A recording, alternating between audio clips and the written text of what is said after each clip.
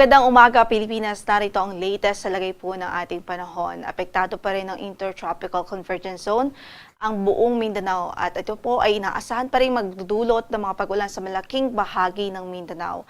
Samantala, yung Northeast Monsoon o amihan ay patuloy na nakakaapekto sa Northern Luzon o Hilagang Luzon, habang yung Easterlies naman ay nakakaapekto sa natitirang bahagi pa ng ating bansa.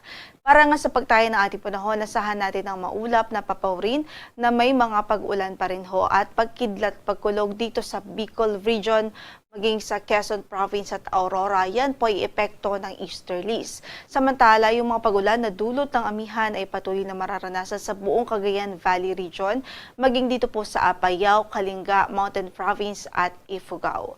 Sa natitirang bahagi naman ng Northern Luzon, asahan natin na isolated light rains o pulupulong mahihinang mga pagulan dahil din po sa amihan. At of course, makakaranas pa rin ng may kalamigang panahon, lalong-lalo na po sa madaling araw at gabi.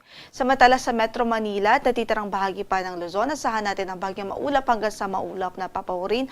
May chance na lamang ho ng mga localized thunderstorms, lalong-lalo na po sa hapon at gabi. Para sa pagtayo ng ating temperatura sa Metro Manila, 23 to 31 degrees Celsius. Sa Baguio ay malamig pa rin po, 16 to 23 degrees Celsius. Sa Lawag po ay 24 to 32 degrees Celsius. Sa Legazpi ay 25 to 30 degrees Celsius. Habang sa Tuguegarao ay from 22 to 26 degrees Celsius. At sa Tagaytay ay 22 to 30 degrees Celsius. Makakaranas rin ng mga pagulan ng Eastern Visayas dahil sa easterly. So saan man ang lakad natin sa araw na ito, huwag kong kalimutan magdala ng mga pananggalang sa ulan.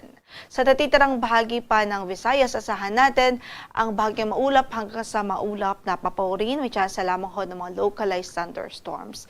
Dito naman sa Caraga, Davao Region, maging dito po sa Palawan Province, kasama po pala ang Palawan Province, sa inaasahan nating magiging maulap sa araw na ito at mataas ang chance ng mga pagulan dahil sa Intertropical Convergence Zone. Sa natitirang bahagi naman ng Mindanao ay bahagyang maulap hanggang sa maulap ang papawrin, at kung may mga pagulan man po ay mga isolated lamang po o mga localized. So hindi po ito widespread o malawakang mga pagbuhos ng ulan. Pero dito sa eastern section ng Mindanao at sa Palawan Province ay inaasahan natin ang mga pagulan sa halos malaking parte po ng araw na ito. Yung mga pagulan ay mararanasan doon dahil sa Intertropical Convergence Zone. Sa pagtayo ng ating temperatura sa Davao ay 24 to 31 degrees Celsius ang inaasahan. Gayon din sa Cagayan de Oro, 25 to 31 degrees Celsius. Sa Tacloban, sa Cebu ay 26 to 32 degrees Celsius. Gayon din sa Iloilo, 25 to 32 degrees Celsius. Sa Puerto Princesa, 25 to 31 degrees Celsius. Sa Zamboanga ay 24 to 33 degrees Celsius. At sa Kalinga Islands ay 26 to 31 degrees Celsius.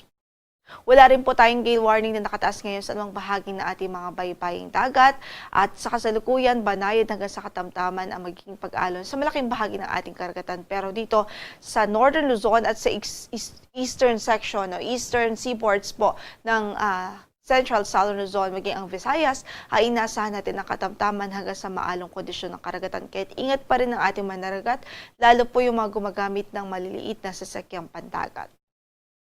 Ang sunrise natin today is 6:15 in the morning at lulubog ang araw mamaya sa ganap na alas 5:31 ng hapon. Ito po si Lori de la Cruz Galicia. Magandang umaga po.